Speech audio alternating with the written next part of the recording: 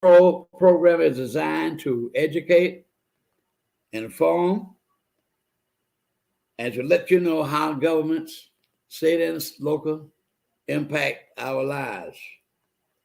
This program is sponsored by our Black Media Network, Mr. Julius Hall, our president and CEO of this operation.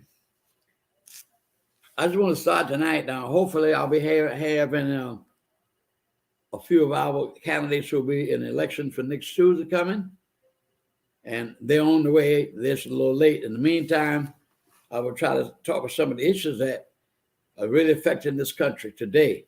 As you know, many of us who do keep up with what's going on in the world, and unfortunately, I must say, and I hate to say, so many people do not know what's going on.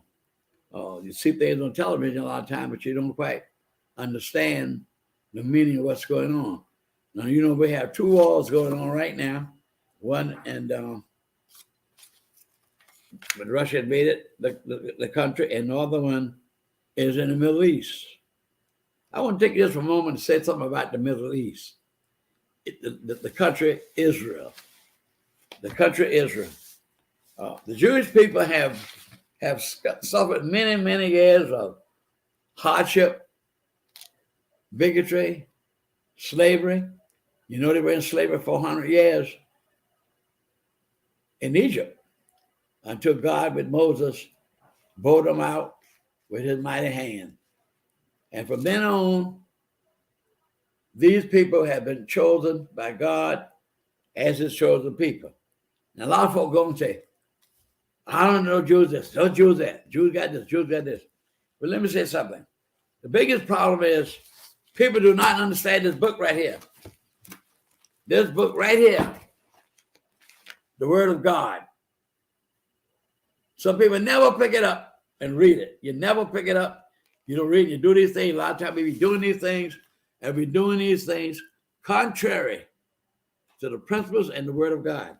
Now, let me say something to you about back to the Middle East.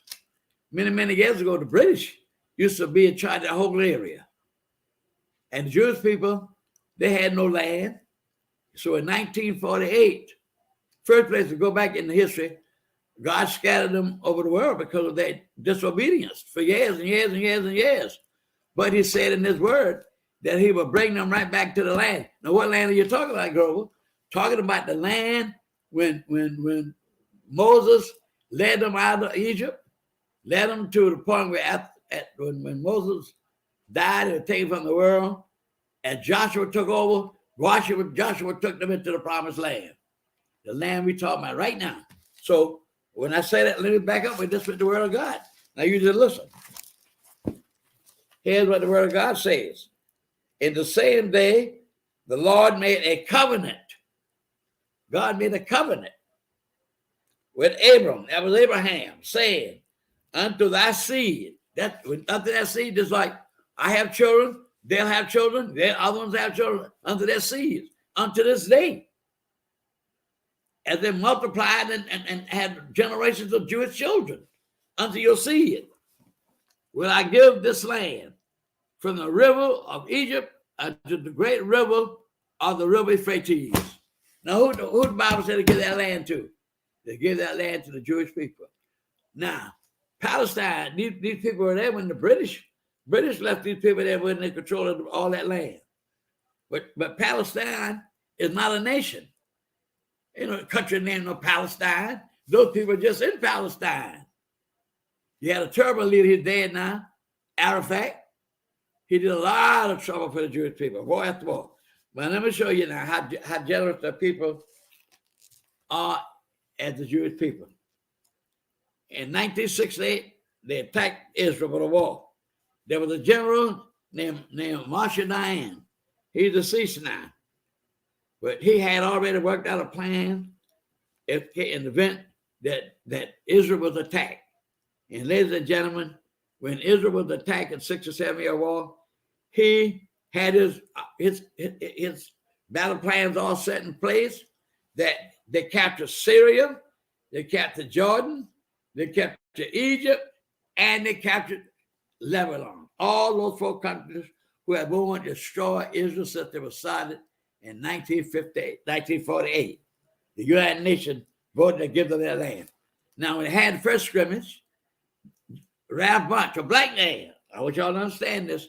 A white man want you to know about our history. That's why we got to read, we got to listen when people try to talk about our history. The average child does not know anything about Ralph Bunche. He was a black man. He worked for the United Nations. He was chosen and delegated by the United Nations to go to Israel to try to bring peace between Israel and the same people they're fighting today, as I speak to you. So he brought peace. They signed a peace agreement. Then it went on for a while. And he had to sign all of them again. And they always attacked these people. So in 67, as I said, they captured all 4 of those countries. But you know what they did, ladies and gentlemen? They gave all the land back to them. No country gives the victims spoils, keep everything. But they give them all their land back, except an area called the Golden Heights, which is high in the mountains, like, and the way they're fighting right now in Gaza. But they kept a part of the Gaza and give the rest of it to those people. Now, the people, it's sad that all these people are being killed. Look what they did. They did a surprise attack when all these Jewish young men and women were at a concert or talking about peace. They attacked them. They shot, killed over 200 little children. And they shot the girls in the legs where they have to fall out of the ground, and they raped them. We wouldn't want that to happen to our children. We don't want to happen that to anybody. They do not want any peace. Let me say this to you. President Jimmy Carter met with the Arafat and the people from the other group, the Hamas and the Hezbollah, and they agreed on the peace agreement. That didn't last long. They started another war. After that, then you had President Bill Clinton met with them. They signed a peace agreement. Let's get along. Don't have any vicious attacks against us. We were not against you. But Iran is the person behind that. Iran has said the main objective is to wipe the Jewish race off the face of the earth. How can that be? When I just read you what Almighty God, the creator of the universe, said. And what the same book says this: God will bless the country that supports Israel. That's why the United States, with all the dirt they've done to black people, all the dirt they're doing now to the Jewish people, all the dirt they've done to the people of different color, this country has a terrible reputation. I don't care what nobody says. This is the evil country. They've done a lot of this bad. Look what they did to white people. Look what they're trying to do right now. Look at Florida. Know what they want to do. They want to whitewash history. Don't want our black children or white children know anything about history, like America's always been a good country. America has not always been a good country, and not as good now. Look what they did in Alabama. They defied the Supreme Court. They have 7 districts, and black folk in Alabama, they only have 1. And they don't want to give up another one so we can have ability to select a person to represent us in the House of Representatives. They don't want that to happen. So don't tell me that about America being no good country and living in justice for all. That had never been for us. So that's the problem with what's going on in this war right now. And unfortunately, and they lied and said that the Jewish people took a missile and hit that hospital and killed over 500 people. And that was a lie. That was another militant group that was against Israel. And they shot a rocket, and the rocket misfired. And that's what happened. It didn't function. And it exploded right by the hospital and killed all those people. It's unfortunate. Now, I got to go with the president of Israel. They're tired of this. They're tired of, we will have peace for a while, and then all while, you had to come back again. You'll never have a permanent peace.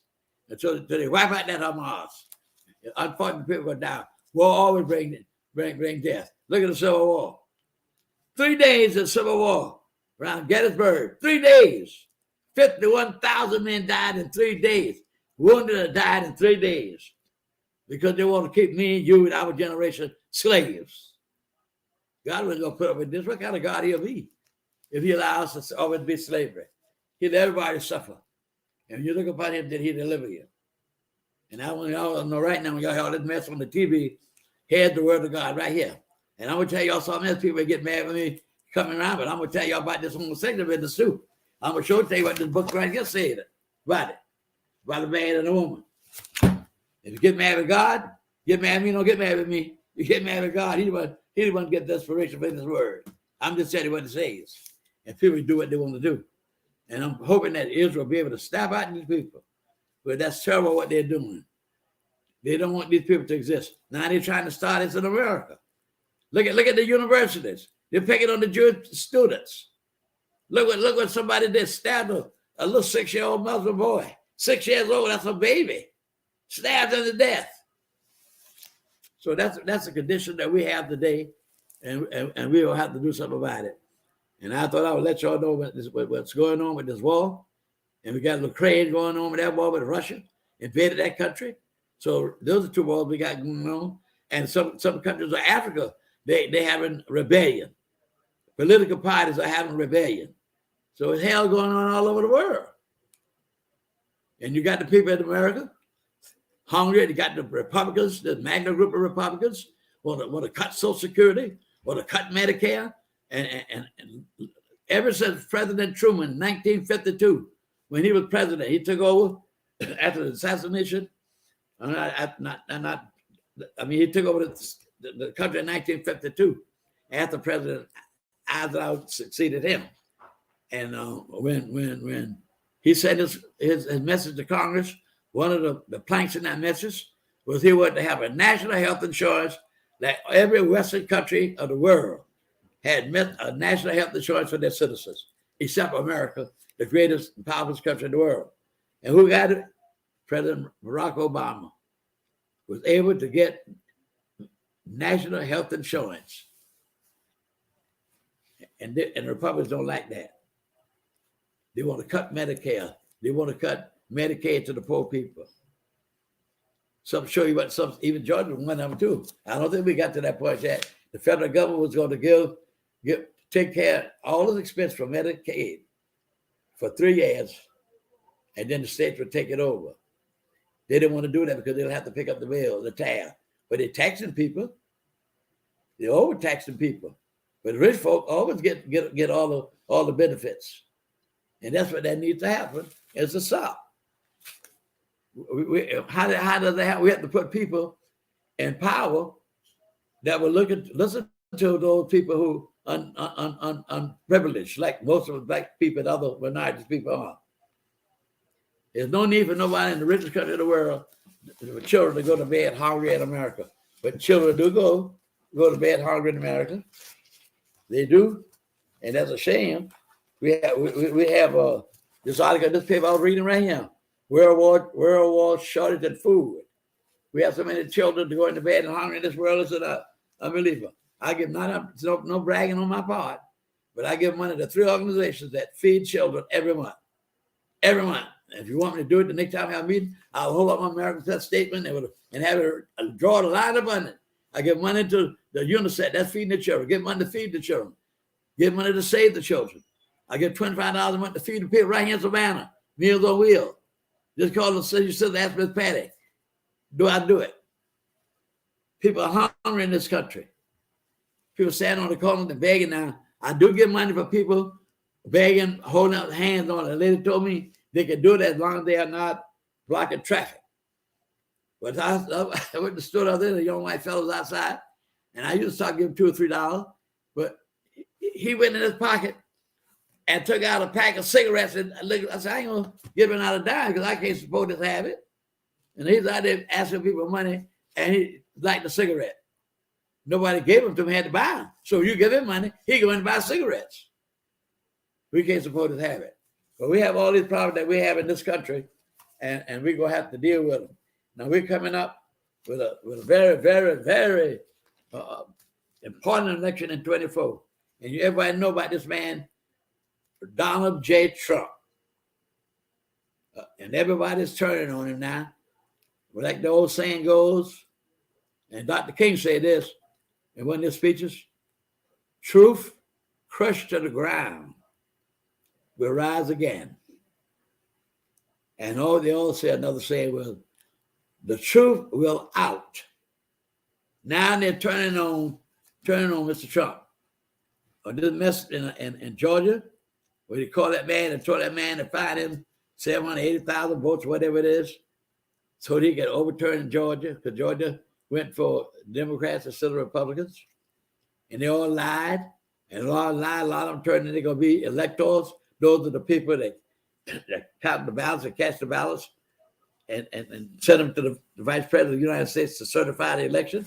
A lot of them put their names in there and they were the elections, they're in trouble. All of them, and I was surprised to see that the black man and the black woman caught up in that. All of them going to be tried. Many of them going to be fined and some of them going to jail. That's where it ought to be. Now, Mr. Trump has had a gag order put on him. He's calling people all kinds of names and saying what he wants to say. And that black lady in Washington, that federal judge, she has a funny name, then now you know what I'm talking about. Miss something like Trumpets, whatever her name is. She put a gag order on him, and she turned around and released the gag order. And now they took it to the appellate court, and the court had temporarily allowed him to go say anything he wanted to say. I can't understand how this country allowed a man like this to do it with the things he's done, caused the insurrection. People lost their lives. Some of the police officers was killed, beaten to death. So one or two of them committed suicide. Millions of people, thousands of people coming on you like this. That's what happened at insurrection. And then some of the men in the Congress saying, oh, that was on the tour. That was just like a normal day tour. That's a lie. They were trying to overturn the U.S. government. That's what Trump was trying to do. And mark my word, I may be in my grave, but you mark my word, it's going to come out that they sat and met and decided if you lost the election, we're going to say that it was stolen. And that was the lie that went on. Sort of remind me when Christ was risen from the dead. And he went to his disciples. And the word got out that he was risen. And they paid the soldiers the lie to say that while they slept, his disciples came and stole his body. And that lie has been in operation to the day that the Jews believe it today. And one or two Jewish people, now many of them are coming over to Christ. You see this man on television, Rabbi Schreider. He's a Jew. But he talks about Christ, that Christ came to the Jews. That's God sent him to the Jewish people first. It was the Apostle Paul that brought us into Christ, into the Gentiles. That's what we were. We were the Gentiles. And I tell you the truth, that we had that lie still going on since centuries. So we're really in a messed up world all the way around. And now we have this down. Look what happened the other day in Maine. All that killing. You go to bowling alley, you don't know when the fool will come in and start shooting. They're in a bar, you don't know when the fool will come in and start shooting. They will not pass a weapon reform. Well, I see one of our guests is coming on board right now, and I hope she's ready to participate in this discussion, what we're here for tonight. But I wanted to really inform you all. I'm really glad I had an opportunity to speak on what's happening right now about the world. And now we're going to talk about what's going on where we live in Savannah, Georgia, with this election coming up here, coming Tuesday. And my view is simply this. I'm not running for office. I ran one time and didn't win. I don't knock anybody, but I lost a man that never did anything in this community. It looked like we got this thing coming at the same time. Somebody never done anything trying to win an office. But now dude got somebody that's been in here, and I'm going to interview her first and let her speak to the audience. How are you this afternoon, Ms. Keisha? Hello, Mr. Thornton. Hello, Savannah. Hello, our Black media. It's good to be here with you all tonight. And I'm happy. Busy Go ahead, day. I'm sorry. It has been a busy day on our path to victory. We are checking all of those necessary boxes and just continuing to do whatever it is, what it is that we do best. And that's the lives of people. Ms. Keisha, let me say this to you. I'm so glad to see you. I hope a lot of people are listening to my show, but I do know the word is going around. My son and I went to the grocery store yesterday, and a young man spoke to me, tall young man, house with glasses, and he said, "How are you, Mr. Thornton?" I can't remember everybody, you know. He was so younger than I was that time. And I said, "Oh, fine, how are you?" And I asked him, I said, now, let me ask you a question. He told me his name was, I think it was Cooper. And I asked him, was he going to vote? He said, yes, sir, I'm going to vote. And I said, I don't endorse anybody to vote, but since I'm on my show, but sometimes I'm just talking to him like I'm talking to you. I'm just straight myself. That's why I named my show Straight Talk. I'll put no punches. You like me, fine. If you don't, I'm going to try to do what's right. And I'm a race man. I would tell you that from the beginning.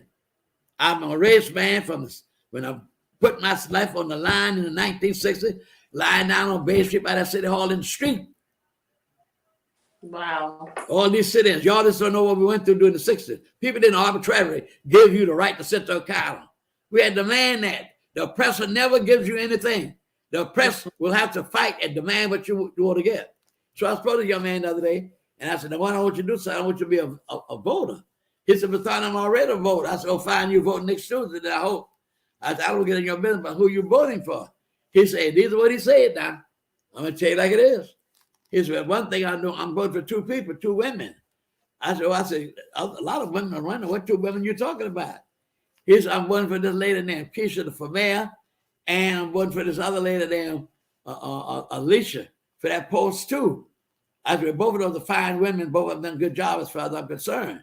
And you know what that man said to me? He said, well, I hope every black man realize, I'm just quoting what he said, that our present mayor is buying the white people and not the black people. And he said the words, hold on, one of these things right here. And that's proof is in the pudding.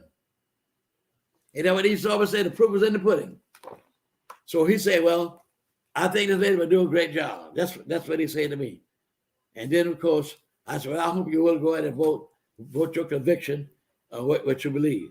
But I want to say, I just thought I'd say that to you since you was on this show, because I do realize a lot of, when you was on the show last month, the reason why I moved the show up to the first Saturday because of the election. Otherwise, my show would be on Saturday coming. But I wanted the public to get the last words from you, Alicia. And I think Mr. Bryant's supposed to be here, and let them tell you what you need to hear from them.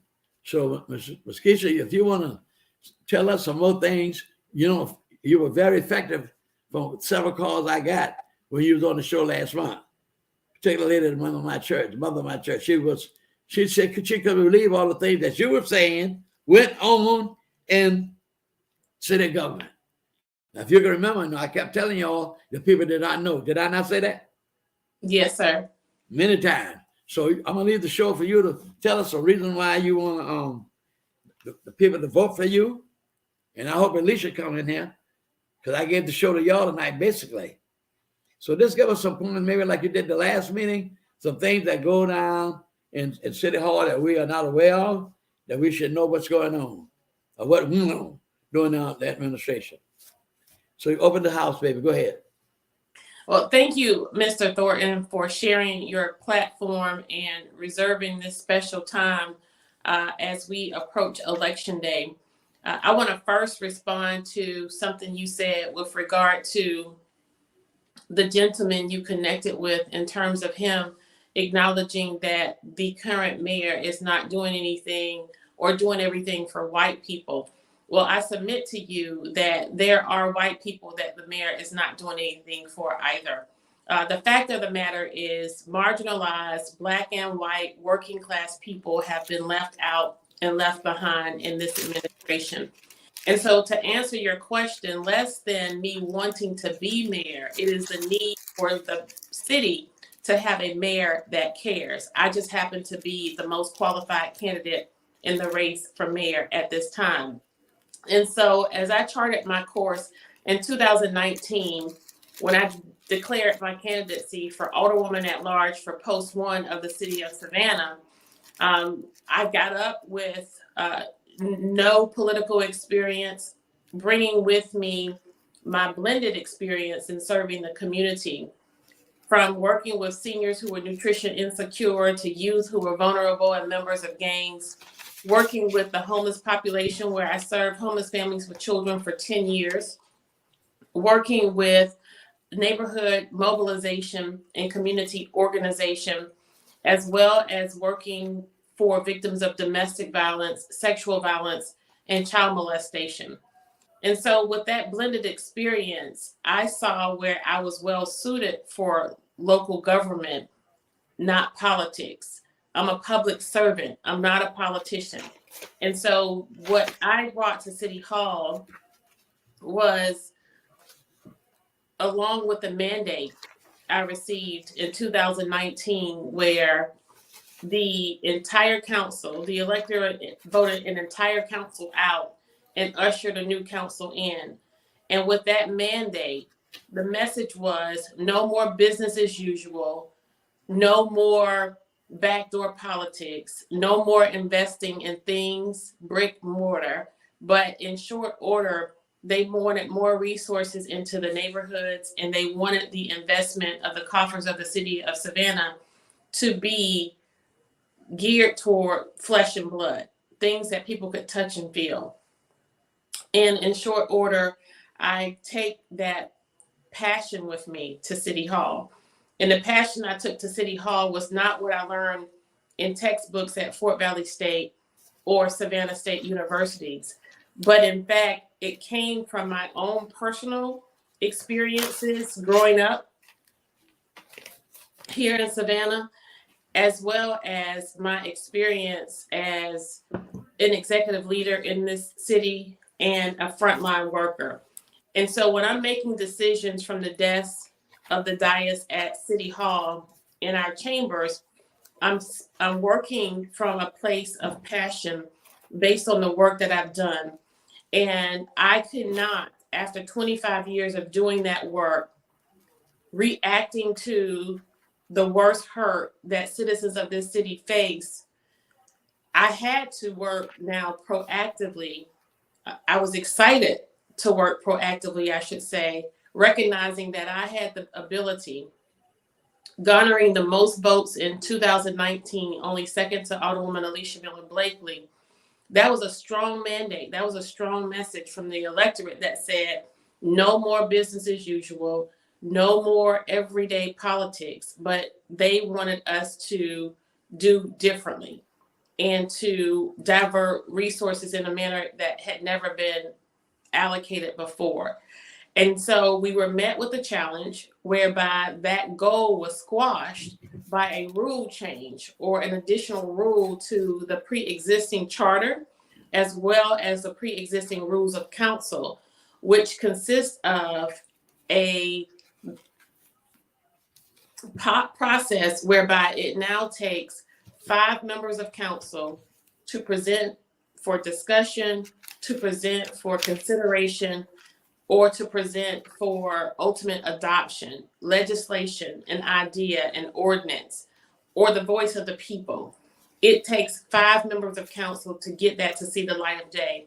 And we recognize that as a game. We recognize that as a strategy, because if citizens of Savannah were allowed to see what it is myself, Alderwoman Blakely, and Lanier were really working to push forward, things that are related to really reducing crime in our community, really reducing poverty and homelessness, providing increased services for recreation for our senior citizens. If people were to see policies associated with those goals and see that it's voted down by the majority, then you would actually see what the fuss is really about. But right now, our citizens have been misled and they are continually confused because people can't see what we're working on. But you have this administration who has the voice of the media, who is motivated to spew messaging that's not consistent with really highlighting and featuring our advocacy efforts on council. And so that's essentially where a lot of the confusion and frustration is birthed out of. And so as we go forth in this election season, we want our citizens to know that we should not relegate relationship, friendship, and kinship to harmony in our community and to our public safety and security. This election should not be about who we are aligned with, but it should be about the change that we want to see in our community. So I asked the question, what has changed between this administration and the last administration? If people can't see things for what they are, I ask personally that you vote to keep what you have. But if you recognize that the changes are consistent with, we have more crime, or higher crime, I should say, we have higher rates of poverty, higher rates of forced displacement, we have higher deficiencies in almost every area. Crime, poverty, homelessness, forced displacement. The only thing that is low is morale. Your taxes are even higher this administration than in the previous administration. So this is not rhetoric. These are facts. This is a factual assessment. The only difference between this administration and the administration that the citizens voted out is higher crime, higher poverty, higher rates of forced displacement, higher episodes of homelessness in our community, and higher taxes. And so if you want to experience something different, we are asking our citizens of Savannah to step out on success and watch us work in a way in which we are serving this city from a citizen-led, policy-driven perspective, meaning we are first going to listen to residents, listen to citizens of Savannah. We're going to listen to individuals within our neighborhood associations. We are going to take what we listen to back to City Hall, and you can't be citizen-led unless you can touch the people, right? So as mayor, we will equip, encourage, and provide every resource to each district representative so that they are successfully serving their citizens. Once we gather that information, as we have made ourselves accessible, expanding our political experience under the Gold Dome into the homes of citizens, we will now match what their needs are with the bearing capacity of our city staff who's charged with carrying out those needs. Once that is assessed, we now have to match that with the bearing capacity of the coffers of the city of Savannah. And that's the part I'm really excited about. I'm really excited about driving resources and saying yes to the citizens of Savannah as opposed to no. And so that's our first goal. Our first goal is for citizens to hear a response from City Hall that's consistent with yes. Yes. Yes will be the order of the day. Yes will be the theme of this administration. And so we want to invite citizens into City Hall. Right now, the doors of City Hall are locked. They're locked 24 hours a day, 7 days a week. Monday through Friday, from 8 to 5. The doors of City Hall are locked. If you go there right now, those doors are locked. Now, the benefit and the beauty of where we are now is when I announced that I was going to run over a year ago, and as I charted my course on the campaign trail, I said to Savannah, and someone has it recorded, that the mere fact that I acknowledged that I was running for office a year early already made me a winner because I was winning for Savannah. Because that was going to be pressure. It was going to be pressure on this current administration and mayor to do moderately right. So that's why, but unfortunately, that moderately right has come in the form of street namings to get people excited. And so we want Savannah to know that you deserve more. You deserve to have streets named, but we can do better. So we want to stop manipulating the people with peanuts, right? We want to stop manipulating our people with peanuts and bring them into the fold and make them whole. Because right now, we see that our citizens have been gaslit. So we want to close out Mr. Thornton, I see you have another guest coming in, and I simply want to say to Savannah, you've been locked out of City Hall, and your resources have been locked up. Keisha is the key to making all of the resources that a citizen deserves available to them. We are going to, at every single level, crime, poverty, homelessness, forced displacement, gentrification, your tax dollars, wasteful spending, you are going to see a difference. Not only will you see a difference, you're going to feel a difference immediately when we take office with this new administration. And it will be in a way in which Savannah has never demonstrated before. So we want our citizens to recognize that this by far is the most important election in the history of Savannah. In 2019, we said that we were not coming to play the game, but we were coming to change the game. The changes have now occurred in real time. You've seen it play out. For the first time in the history of Savannah, we have more money poured into and pumped into these campaigns than ever before. This current mayor has more money than every candidate combined in this race as well as the previous race. What I want to demonstrate and what I want Savannah to help me do is put Savannah on the map in a way that shows the world that Savannah is not for sale and we're not on the take. We're smarter than the tricks. We're bigger than the endorsements, and we're more than the money. Our people can no longer be manipulated. No more can you tell citizens what you think they want to hear and react. I need more than a compliment. I need to know that you did more than play the piano at my mama's church. I need to know that somebody was more than just my daddy's principal.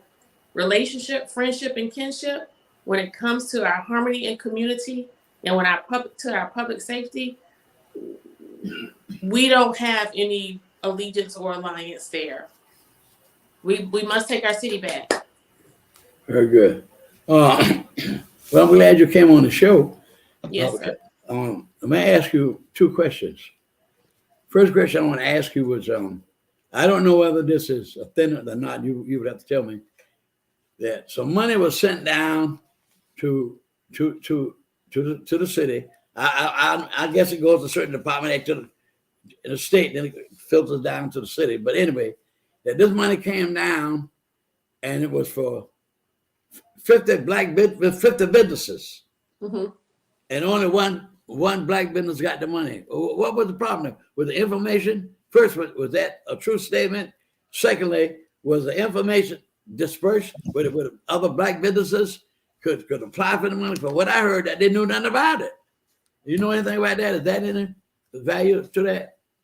Yes, sir. So you're speaking of the CARES Act funds that were released at the top of the COVID crises here in our country. And those funds were released to various municipalities across the nation.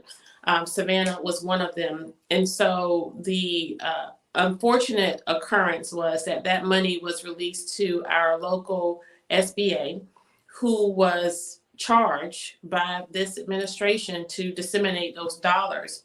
And with little oversight, we learned that there would be an open portal for local businesses to make application for those funds up to $50,000. And so we started getting calls from citizens of Savannah stating that when they went to apply, the portal was either closed, inaccessible, or they were told that there were no more funds available. So this was alarming to us because this was within 48 hours of the opening. And so that issue led to us delving a little deeper, and we requested the allocation list of businesses who actually receive funding, because no one around within our social network, professional network of all walks of life, we couldn't find people who had actually received those funds. And so we looked at the list and did a survey of the list, and learned that, and I think we asked for some demographic information on the recipients of said dollars. And on the list was only one African American, one Jamaican business out of all of the businesses that received funding. And the piece that was more problematic was that 90+% of those businesses were in the downtown corridors of our city. And further insult to injury was that the funds were applied to pre-existing loans that the businesses already had on the books of our local SBA. So it was an unfair advantage. And so that's consistent with a lot of the a lot of the examples of how this administration further hinders our ability to demonstrate that we are an inclusive government and that we are unbiased. So that's just one of the examples. Another example is the fact that we have over 600 alcohol and liquor serving establishments who have license or permits from the city of Savannah. That permit for restaurants provide them an opportunity to increase their revenue by up to 40% or more. And we noticed a theme as we were sitting on council that for every African American business that was presented, they were consistently denied. And so again, we delved a little deeper and looked into the practices of how these permits were being given to business owners. And we saw that of about 600, less than 7 of them, of over 600 alcohol and liquor serving establishments in this city, only 7 of them, or less than 7 of them, are actually permitted for African American business owners. And so problematic. And so when we talk about equity, when we talk about inclusion in this city, the government of Savannah has to be the example and be the standard for all others to follow. And so when you have those type of culturally entrenched practices happening in government, we perpetuate a divide. And so as Savannah's leader, we first will adopt policies and practices that are consistent with showing our city that we are inclusive. And that goes for women-owned businesses as well. Well, I like to say this, that to me, that's totally discriminatory. And these businesses, evidently a lot of them don't know how to apply for the money. The money has not been really advertised. So that's discriminatory. Now, you just told me about this community, 2 things that's happening should have been known to the community. See, one of the problems, I'm going to say this up front, one of the problems you all have down in that city government, you all do not work together. I had to commend you all for one thing, and that was you all voted to remove that white man off that square. That was a cemetery where black people are buried, and those that did it in the past was terrible. Now, I don't know whether this is so or not, but I understood, is this true? When I ask you a question, I expect the truth, and y'all pan out the truth. You said that last time you was on my show, that the mayor wanted to leave a marker that this square was once named after George Calhoun. You never mentioned that man's name. That man said slavery was a good thing for Negroes. And how y'all can have these licenses only going to white people, everything going down to the downtown. That tells me that you only care about white folk downtown with businesses. You care nothing about the low class people in the community. Some streets understood that some places have never been paved here in Chatham County. Is that so?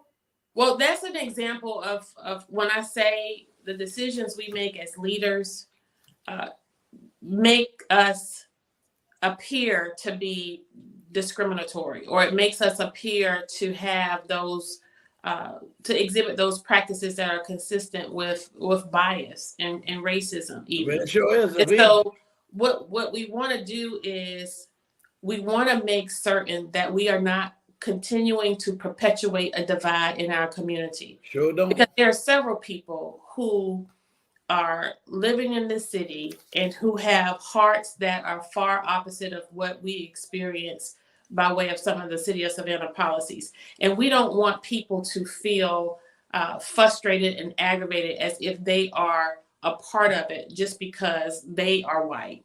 So we do not want to put the onus on all of Savannahans. The onus is on the leadership. The onus is on the leadership of this local government to make decisions that are consistent with inclusion and equity and not the opposite. It goes back to an example of perpetuating the divide is when you make a decision to host St. Patrick's Day, but you decide not to host Martin Luther King holiday, right? I need And to bring up. so what I want to say, because it's not, we are not going to usher in those pieces that are of high sensitive nature. We are going to make certain that we are handling them in a way that is not signaling divisive messages. We have to make decisions and make very certain that not only the appearance is, we have to go beyond what the appearance of things look like, because I think that's what this administration has got caught up in a lot in terms of how things look. We want to focus on the hopeful spirit of our community, but we also want to drill down to the nuts and bolts, because at the end of the day, you cannot like somebody. We're going to have those judgments and not like somebody for some reason or another. People are just people. But when you have policies in place and you practice those policies that ushers in cultural inclusiveness, yes, ma'am, we don't have to worry about anything. And at the end of the day, people just want to be safe and they want to be able to make a living. And the truth of the matter is, Mr. Thornton, this community is far more united than we are divided. And I'm not going to focus on a divide, but what I am going to do is we're going to go forth from a policy perspective where a lot of these issues are concerned. In that way, these decisions will be will be accepted wide and broad far after we are gone. And if they're changed, people will know about it. Good. Because we're also going to do away with that policy where it takes 5 people to get an item on the agenda, so that my council will be able to openly serve their districts. Right. And in that openness, the city will see, their districts will see what their goals are and what they have actually been working on. Because right now, it appears as if there's just been a lot of friction and aggravation, because that's how the media spews it. There hasn't been one media outlet, not one. There hasn't been one media outlet to focus on the fact that the legislative process of the city of Savannah has been hijacked. And that, my friend, is at the core of confusion of this council. But the media is more motivated to talk about the confusion as opposed to talk about the issue. So we talk a lot about civility, but we don't talk about the causes of incivility. Well, unless and until we do that, we're not going to solve any problems. So note to everybody, that's going to be the first change that we make. We're going to give agenda access to the entire council. And what people should know, why this is so important and why it's such a big deal, because it doesn't happen anywhere else in the United States of America. You can't find a council anywhere that operates this way. Nowhere. Okay, ma'am, I'm so glad you came on the show. And as Nick Southey approaches us, I'm saying it to the citizens. We've come a long way as a race of people in Chatham County, because I can go back in the 60s, we had nobody down that town. Nobody. And it just depresses me when we don't move together as a people. And I don't care how many of these things y'all get in the mail, somebody's giving a lot of money somewhere. That's all I got to say. I've been in politics, been working in this community since I was 17 years old, all the political advisors council. We ain't nobody black downtown at all. So don't pay no attention to all of this. I thought you gave us some very good points, ma'am. And as a person, I want to say that I hope the people will listen. You just don't jump up and just do anything. You have to, just like I was telling you about then God's word about what's going on in the Middle East. People just go, that's on them Jews that don't go. You from the, I've had first place. Some people listen to me and I never listen to the word of God, that God gave those people that land. So I'm saying, I say about this male race, weigh what she said, weigh what anybody else says, and make the judgment of what you think is the best person to move this city forward. Have we been stagnant? Are we tied down to one race of people? Are we serving one race of people to get all the goodies, and we get the crumbs? So I want to congratulate you for being on the show tonight, and it's been a pleasure to talk with you throughout this campaign.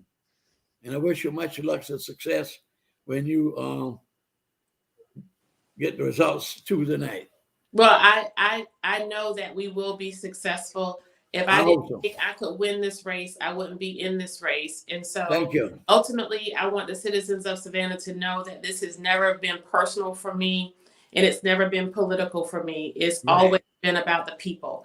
And thank you. I ask for your vote and your support. If you have not already early voted, we ask that you go and vote your voice and make Keisha your choice. Good night, Mr. I like that. That.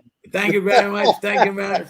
Thank you very much. I have another guest coming on the show here tonight. See you later, Mr. Bryant. All right. Thank you. And that is Mr. Bryant. Not only is he a personal friend, he's one of my fraternity brothers. There. How you doing, brother? Hey, man, I am blessed and highly favored. We're in good spirits, brother. We are in great spirits. Good. I just got the phone with Brother Spikes. We're going to be frying fish over here Tuesday, so make sure you get that information. I send it over to your producer. Okay, very good. Yeah. Now, I'm happy to have you on the show tonight. You're in this district running. Yeah, man. You're running for the 5th district representative. Is that correct? That is correct. That is actually your district. That's my district. I'm just going to say that is my district. Yeah. But I'm in the Brother Thornton, check this out. I did not know you knew my good church members, Mac and Audrey Singleton. Oh, sure. Yeah. So many people know me, man. So many. Yeah, man. I'm still around. If the Lord says so, it's up to him. That's right. The days are forfeit. In 16 days, I will be 90 years old. Thank you, Jesus. And you got it going on, man. I thank God for people like you and Charlie Brown and see what go. Let's talk about this election. What is this election about? It's not just about the future. It's about honoring folks like yourself who built Savannah and Bobby Hill and folks that like Daddy and Prince and Clifford. Oh yeah. What bothers me, let's talk about historic stuff. We have things like the old Sidney A. Jones building and historic properties that some of these members of council agreed to get rid of, and they want to get rid of our black neighborhoods. And Brother Thornton, you know this as well as I do because Daddy taught me, you all taught me. We are losing not only our black conversation in the classroom, we are losing our black historic areas, and now they're coming after our neighborhoods. So you grew up in the Savannah where you couldn't go to Osley Park, could you? You couldn't go to the landings in Georgetown, but now they want to come take what's ours. Take it. Come on with that. We got to protect that. We got to protect that. Well, let me ask you this.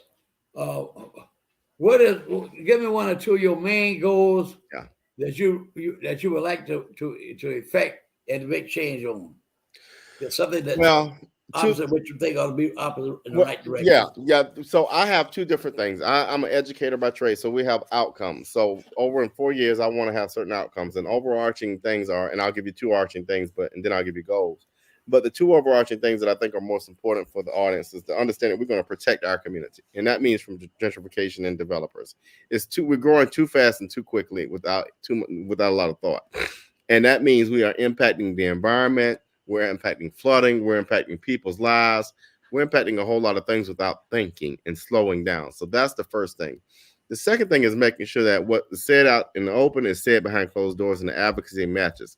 What we have now sometimes is, one thing is said here, and then when we get behind closed doors, it's a different conversation. And a lot of people now are finding out surprises, right? So what do I mean by that? Just today, I was in the Hudson Barbershop, and we learned that on Stiley Avenue in Tatumville, they will be opening a place where they recycle metals. Well, that's a pollution environmental thing. These people didn't even know about it. Liberty City has a new event space coming up on the side of it. They didn't know about it. Sylvan Terrace will be seeing a new apartment complex come up, be built right across the street. They didn't know about it. So that's a lack of transparency and conversation. And so that's different. Now, the things I want to get accomplished in the first 180 days is what you heard from the 6th-day mayor, from Alderwoman Keisha Gibson Carter. We want to restore agenda access, number one. Number two, we want to reclaim the Weeping Time land by eminent domain. And then number three, we've got to have a real serious conversation and get this fairgrounds piece on board through citizen engagement. And so those are the things we want to get done, and I think are really pressing and in front of us right now. There are much broader issues that we want to accomplish, but the overall goal is, as you heard from the mayor, I think we need to get back to being involved, getting the citizens engaged and involved. Well, okay, and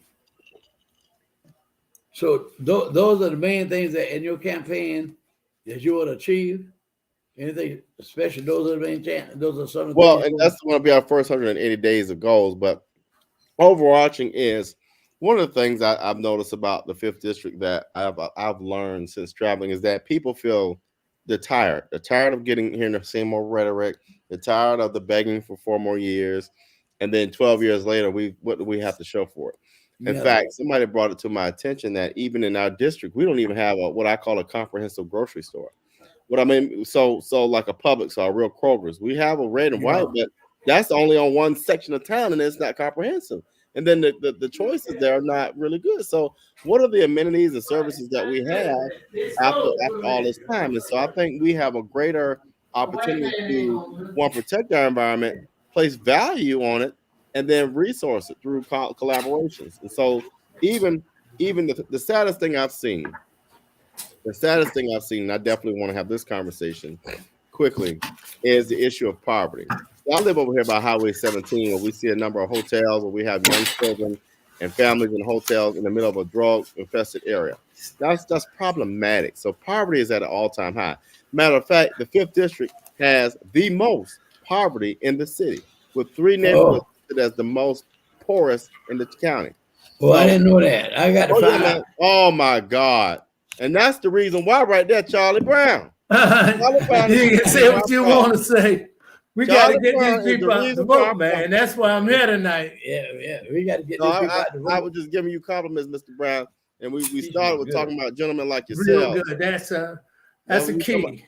We were talking about gentlemen like yourselves who built this and protecting what you all built. But let me get back to the poverty piece. Chatham, the 5th district has the most poverty in the county. We have 3 of the most impoverished communities, neighborhoods with Camp Park, Fowler Park. What was the third one? Oh goodness, it's slipping my mind. Tatumville, where the average median income is $27,000, but yet it costs $2,000 to get a 1-bedroom apartment. Sure, that's one of the things I'm going to forgot to ask Miss Keisha. Does the city have authority to impose rent control?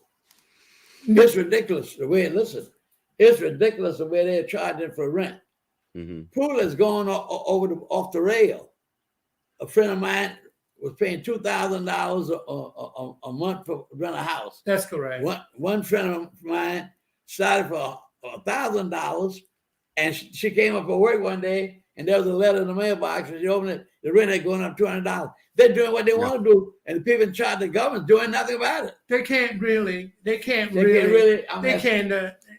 put an ordinance or anything in to stop them from doing that, because it is free enterprise. Yeah. But they can also attempt to put a moratorium on, and they can put a moratorium and say you can go up only a certain percentage. They can shoot and research it, because something has to be done. And our job as citizens, we need to vote out the scoundrels who are not doing the good job. That's what I'm saying. Are toting water for the wrong crowd of people. And not caring about the conditions that the people are in. Now, I do remember as a young man now during the 50s, President Truman issued an executive order, rent control all over the nation. Right. I'm saying they can look at something, do some moratorium or something. Do something about it. Say within 6 months you can do this, like that. This arbitrary with a total base $1,000. Well, Savannah, Savannah is the second coming of Charleston, And if Well, we don't stop the hemorrhaging and change the leadership, Charleston is 92% white. There's nothing wrong with that. right, But right. I think the people who originated of Charleston should be able to stay in Charleston. Sure. I I don't agree. want that And- to happen to Savannah. We And- need and- to vote these people out. You Yeah. got Van Johnson Yeah. endorsing Just right back. Pat Rossiter. But I ain't got to I'm- that yet. Don't win with Felicia. That's head is right. I'm gonna get to that I'm in a minute. saying it's crazy That's when crazy. when she had been up with a voice to the community. Exactly. What went on in the city hall, she was there to report it. Well, listen, And this man been an educator for No. 39 years. Let's just hold up till we get to her. Charlie, let me say this, Oh, y'all. she gonna Here's come the on the show. problem. Here's Let's the deal with problem. him now. Here's the problem. Hold on, y'all. Here's the problem. It's funny to me that this mayor says that a lot of the newcomers don't understand city government. I don't think he understands city government. Alicia, Bernetta, and Keisha have been doing a fabulous job of holding the city manager accountable. Hold on a while. Follow me for a minute. What people don't realize is the city manager might run the city and is the CEO, but guess who the board of directors is? The city council. City council. And so Yeah. the board of directors, he reports to the board of directors, right? Exactly. And so Yeah. guess who the stakeholders are? The residents. So the problem is you got folk that like the person I'm running against that would say, well, the city manager said. No, you tell the city manager what to do. As That's a matter of correct. fact, Exactly. one of the things I plan on doing day one is I want the city manager to provide me a list of all of our peer and aspirational cities. And that's how we're going to start doing what I call benchmarking. How do we measure up to these cities? You know, Robert, right. Robert, I think sometime they get a little confused. I'm about to They get there. under Hold the on. impression the city manager Yeah. is their boss or manager. No. They Well, is the other way around. He got to answer to My them. point is That's this. Here's my correct. point. Hold on. Here's my point. You got a mayor who don't even understand city manager, city government itself, but been there almost 20 years. So my thing is this: you can't expect people to run a government when they think the mayor their boss, they sit on council, but you vote them back in. And then the thing that scares me, y'all, we got faith leaders around here endorsing these folk, and these folk don't even understand the organizational structure. That's true. Robert, you know what's so sad? If you can see what's happening, one candidate raised right at I $800,000. just mentioned about That all the have money, all that the money. have never happened before in the history of local politics. And I think people ran for state office didn't raise that much money. No. So you follow the money and Exactly. tell you who you toting water. You as a citizen of Savannah, paying for it. you are paying the price because he is looking out for the builders and everyone else, but he's not looking out for you. Look at Geishaden. They still got dirt road. Look at Carver Village. The streets are a total wreck. Look at West Savannah. Look at third world country. And you telling me you vote for Van? Tell me what has he done? Absolutely nothing. If you can tell me, I want to hear it. Show Yeah. you how to COVID-19, okay. But he protect all the city. What has he done for you? That's what Take a I'm look around. $12 million worth of brick on Broughton Street. And you're going to keep this man in office? Sure When is. John Recycle was in there 20 years, they tell enough is enough. Well, Van been there 20 years and he asking for 4 more. I'm asking the citizen, please open your eyes. Sure is. Do not vote this man for another 4 years. And he's a hypocrite. You know why he's a hypocrite? Now he vote for term limit for alderman. Hell, he shouldn't have been running then if term limit. He want 4 more years to make him 24 years? No, I don't think so. My people, Charlie Brown is asking you, please vote Keisha Gibson Carter. Van Johnson got to go. We are making a mistake. If you don't listen to myself and Mr. Thornton now, I'm telling you, you're going to be crying. Remember, I'm just saying it now. This is our Well, Mr. opportunity Brown, to vote this guy out of office. let me help him make and I agree with you, but let me help him make sense to people. Because a lot of people they hear that and they're averse to it because they feel like it's negative. Let me make sense to folks. These are stories I'm seeing in the street. I went out last night. We were campaigning last night with Rashida till 1 a.m. when you're going down the street and you're seeing people literally being put out of their homes and that stuff on the side of the road, right? Mhm. And then I actually have conversations today. We've been campaigning since 10 o'clock, where people have told me, on average, hearing the numbers, their rent has increased by 30%. And here was the lie. I want people to hear me clearly. Here was the lie. Y'all remember that millage rate with Keisha, Alicia, and Bernetta told y'all, if we don't roll that millage rate back, that your property tax will go up. The incumbent and this mayor said, no, they lying. It's the lowest we've had in 35 years. That's what it said on this But down. it was smoke and mirrors. And so now you're seeing a higher property tax and a higher rent. Now, are you going to trust people or a person who is from New York and just lied to you blatantly? Or are you going to trust three people, three women who grew up and born here who have told you the truth? That's the reality. It sure is. Now, we can talk about this shit now, right? Yeah. Well, Alicia's supposed to be here, so until Mr. Julius cut us off, we can have our discussion. I fired Yeah. Julius. I'm in charge. Well, Mr. Julius, we can go 30 minutes. No, okay. Black Media Network, we have some control. We Yeah. run the network. No white man gonna tell us we gotta go off the air. All right. We are reporting the truth. It's the eve of election. Election is Tuesday, and we got to inform the people. Now let me Don't make the mistake. Now let me say about this man here, this white man. I would like to understand me very straight. I had the highest respect, like I said last month, for Ms. Jackson and for Mr. Johnson. Yes. Mr. Otis Johnson. Otis Johnson. The highest respect. He broke the barrier for us and at Armstrong College, and I guarantee it wasn't everything sweet. As a Jackson, I worked herself off during the political advisory council. I stood up in my church, but not my church, Christ Church. I'm sorry. I stood up in the church I go to and praised her and told the people what she did and how effective she was with that political advisory council. But what gets me, when you come and want to endorse a white man over a black woman who speaks out and done a good job on city council. Let me tell you something. Now, this thing here, this man's talking about all his top priorities. Well, tell me something. This is what he proposed to do. Tell me something what he has done for the black community. Black people don't even know him. No, and he's been an educator for 39 years. If he has, why hasn't he? Wait a minute.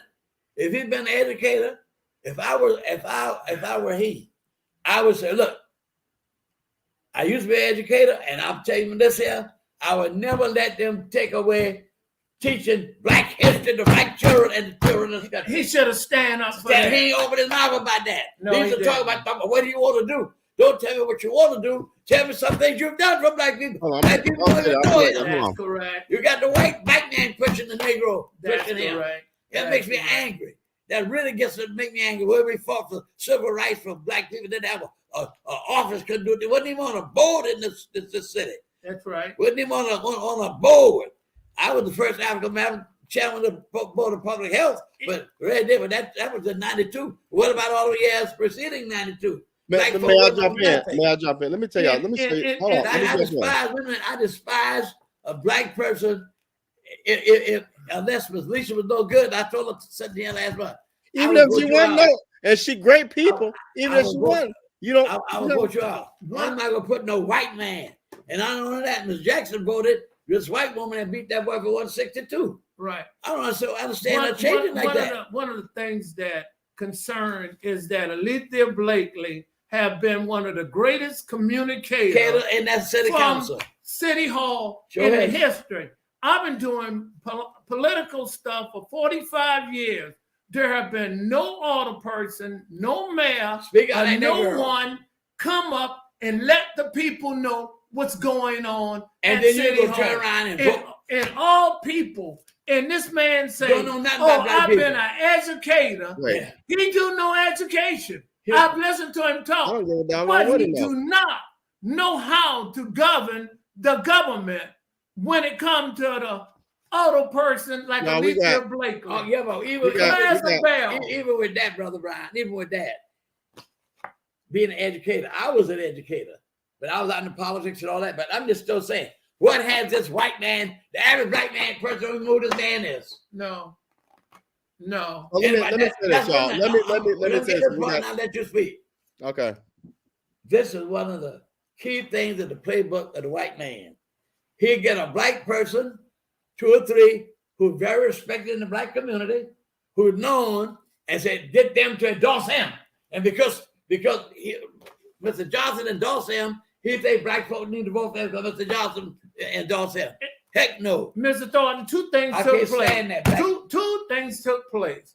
His father was on city council. Yeah, I knew it in then. the early days. That was in the 60s. Okay, and all of a sudden he feels that he is retired. Tired to come, take What that he position. should do is to go back and be a principal someplace. If that will serve Yeah. better. I'm saying He don't he do not have the knowledge to be on city council. And tell you Yeah. number one, what's sad about the whole I don't like it because situation, he's going against a black woman. what the whole and- situation is that he made some statement, I guess was pretty profound. He said he's going to get on city council and straighten all those people up and get them to walk the right way and talk the right way. Well, He cannot do that because he's not going to be elected. You're not going to allow that to happen. She is what she is, the greatest communicator ever in the history of So the, All right, of so let me the say city this, y'all, 'cause we got 10 minutes. government downtown. All right, We got let's 10 see. minutes. We got 10 minutes per the producer. But let me show y'all something. Let me tell you something that irks me about black folk in the city. This guy right here, and y'all too, and Pastor Smalls, and Clifford Hodrick, and Prince, how dare black people go against your elders and listen to Van? You have lost your mind. The people that you see right here, these gentlemen here, and this man right here, and Pastor Smalls, those Yes, are your sir. elders. If you sit there and you listen to Van of your elders, you are a pure idiot. And I said it here. Robert, you see, you know what you got here? You got disrespect to black people. That show you he don't care what the black people That's think or right. say. And guess what? Sure. He's saying you gonna vote for me. You gonna vote for me. You gonna vote for me. And now I'm telling you, you should vote for him too. Well, Don't you dare let no one put words Well, in your sir. mouth like that. No, we only got about 5 minutes more on this show, but I'm going to give you about 2 minutes to sum No, up. he don't need no minutes. You Listen, and I Mr. take Thornton, the so 5 much. minutes. All right. He Charlie, has you talked quiet. enough Charlie, already. Charlie, All right. Robert, That's Robert, let Well- Mr. Thornton and I close out. Okay. You talk enough. Well, we'll We close got it. to put the right people in. We got to vote for Alethea Blakely. We got to vote for Robert Bryant in the Robert Bryant. fifth. Yes. Change got to come. James got to I'm go. saying, I'm asking all the people in Savannah who know me, You know I me? stand for the right thing. Yeah. I want you to get out and vote for Keisha Gibson Carter. She's going to give Savannah back to Savannah. Yes. Van have taken the city away from you. Give it to the right Do you people. know it takes 5 people on city council to get anything on the agenda? That have never happened in this city and nowhere else. This man have taken the government away from you. You can't go down to City Hall at the end of the meeting and speak no more as a citizen. You notice it don't happen no more because he and there's 4 other people vote every single time with him. I ain't got to call their name. They vote every single time. This man got to go. Mr. Thornton is an iconic person. Listen to this man. He's saying Van got to go vote for Keisha Gibson Carter. Please, I'm asking you. Mr. Thornton, thank you for having me on the show. Sorry I'm late. That's all right. I'm just excited. It's a great Tuesday coming. This man will be voted out of office. Well, Please listen. Well, I want to take this opportunity to thank Ms. Keisha for coming and Mr. Bryant for coming. Brown. Brown. A lot of people. Oh, that is Brian. I Sometimes thought people Mr. get the Brian- bees mixed Slow up down. Mr. sometimes. Brian Listen, and- slow down. Let me Michael show. Fred- Watch this. Charlie Watch this. Let me Bryant. show. And You know these Mr. people here. You know these people here, Mr. Brown. Don't get funny. I'ma tell I'm on you. trying to I'm close. gonna tell them. I'm gonna tell on you. Did you know that was my 4th grade It teacher, is. his mama, Okay. Yeah. and his daddy was my scout Yeah. master. All right. Isn't that interesting? Yes, very much so. Pretty powerful. Well, I hope, like I told Ms. Keisha, I hope you have much success. And Oh, yeah, we thank I God. want the people of Thank God, Savannah man. to really get involved in this election because this election locally and election next year